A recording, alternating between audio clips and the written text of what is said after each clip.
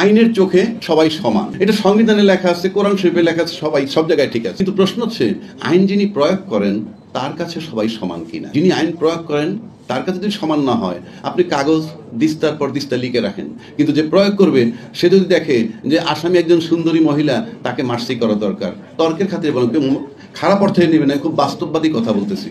আবার কেউ যদি নিজের পরিচয়টা গোপন রাখলো, দেখলো আসামি তার আত্মীয় দুঃসম্পর্কের, সে খালাস হয়ে গেল, আপনার বিবেক কাজ করলো না। তার মানে হচ্ছে যিনি আইনটা প্রয়োগ করবেন তিনি সঠিক কিনা।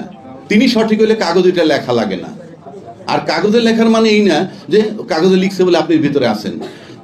2 নম্বর আসেন, আমরা এখানে বলছি কোরআন পাঠ করা, এই কথাটা বলছেন সাংবাদিক আপা, আমি তার সাথে একমত। কোরআন পাঠ করা আর কোরআন ধারণ করা কিন্তু এক নয়। কেন নয়? এখানে আমরা সবাই ছাত্র ছিলাম, ছাত্র জীবনে কিন্তু সবাই জার্নি বাই বোট, কাউ রচনা ইংরেজিতে সবাই লিখে আসছে পরীক্ষার খাতায়। উনি পাঠ করছেন, মুখস্থ করছেন, খাতায় লিখে আসছেন, নাম্বার পেয়েছেন, পাস করেছেন। এখন কিন্তু উনি ইংরেজি লিখতেও পারেন না, পড়তেও পারেন, বলতেও পারেন না। কেন পারেন না? কারণ উনি মুখস্থ করেছেন, ধারণ করেননি। যদি ধারণ করতেন তাহলে যারা ধারণ করছে তখনকার সময়, সে তখনও পাস করছে, এখনো ইংরেজি লেখে, ইংরেজি পত্রিকার এডিটরও হয়েছে, অর্থাৎ উনি ধারণ করতে পারছেন।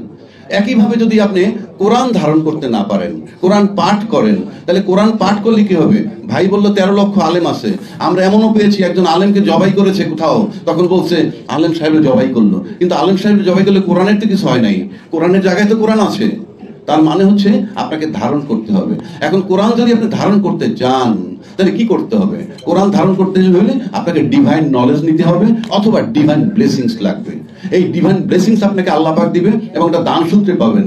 যদি সাধনা করে পাইতো বা লেখা পাঠ করে পাইতো, তাহলে লক্ষ লক্ষ লোক ডিভাইন পাওয়ারের, ডিভাইন নলেজের অধিকারী হইতো।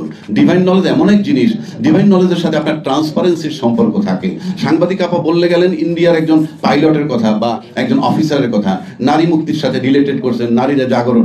আপনি যদি সত্যি সত্যি নারী জাগরণের কথা বলেন, এখনো দেখবেন বাংলাদেশে নারী জাগরণের কথা বললেই বেগম রোকেয়ার কথা আনে। বেগম রোকেয়া কোথায় জন্মেছে? রংপুরের রজপাড়া গায়ে, হারিকেন দিয়ে বা কুপ্পি দিয়ে লেখাপড়া করতো। আর আজকে এই যুগে আমরা কিন্তু নারী যারা শাসিত হয়েছি দীর্ঘ প্রায় 30 বছর, যেখানে প্রধানমন্ত্রী নারী, বিরোধী দলের নেত্রী নারী, স্পিকার নারী, তারপরেও নারীদের মুক্তি হয় নাই।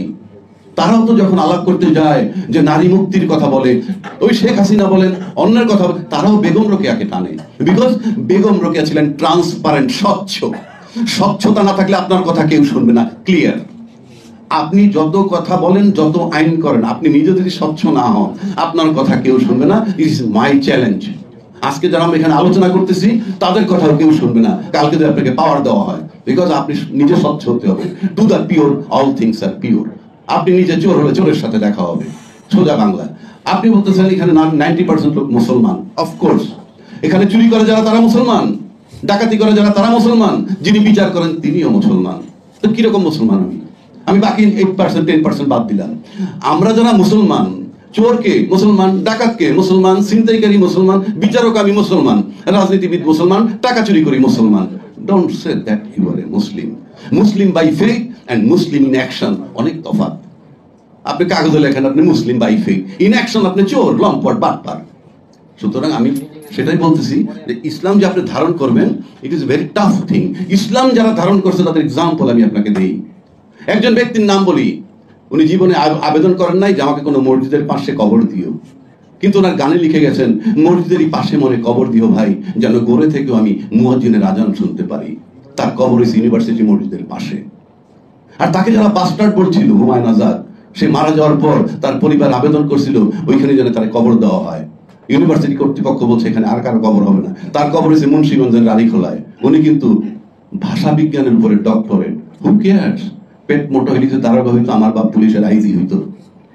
বিষয়গুলো এরকম। আপনি লেখাপড়া করার মানে কি? একজন কথা বলছিল search knowledge though it be in China. আবার সক্রেটিস বলছিল our first step to knowledge is to know that we are ignorant. আর আমি ব্যক্তিগতভাবে বলি, কেউ যদি বুঝতে হয় যে সে মূর্খ লোক, এই মূর্খ, সে যে মূর্খ এটা জানতে হলে তার বিএ পাস করতে হবে। বিএ পাস করার পর একটা লোক বুঝতে পারে যে সে মূর্খ, সে কিছুই জানে না। So this is the thing happening.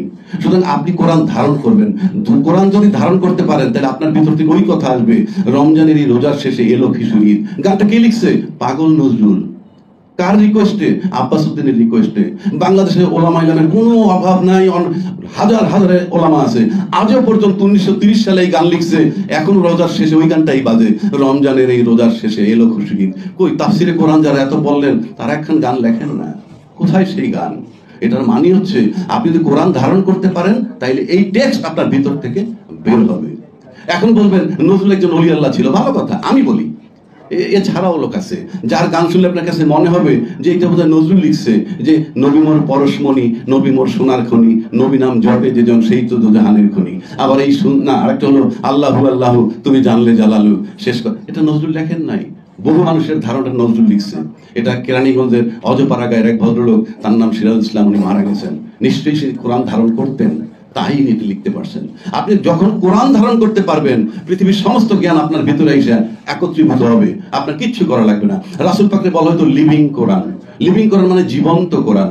উনি যদি ডানে তাকাইতেন 18,000 মাকলুকাত ডানে তাকাইতো, ওনার হাত নাড়তেন এইভাবে, 18,000 মাকলুকাত ওইভাবে নড়তো। আমার কথায় নড়বে? নো। রাসূল পাকের শাহাদাত আঙ্গুলের ইশারায় চন্দ্র দ্বিখণ্ডিত হয়ে গেছে, আমরা ইতিহাস জানি। আমি যদি 2 লক্ষ বার কুল আল্লাহ সূরা পড়ে এখানে একটা ফু দেই, একটা শিকি হবে? হবে না। তার মানে কি? ধারণ করছেন কিভাবে? রাসূল পাক হু receive the Holi Quran from Allah through Jibrail along with the interpretation, ব্যাখ্যা সহ। আর আমরা যারা কোরআন পড়ি, টেবিলের উপরে কোরআন শরীফ রেখে পড়তেছি, ফাওয়াইলুল লিল মুসাল্লিন আল্লাযিনা, ফর এক্সাম্পল। রাসূল পাক যখন কোরআন রিসিভ করতেন তখন কখনো কখনো তার শরীর কাঁপতো, কখনো তার গায়ে ব্যথা হইতো, কখনো তার গায়ে জ্বর আসতো। আমি যখন কোরআন পড়ি তখন কি হয়?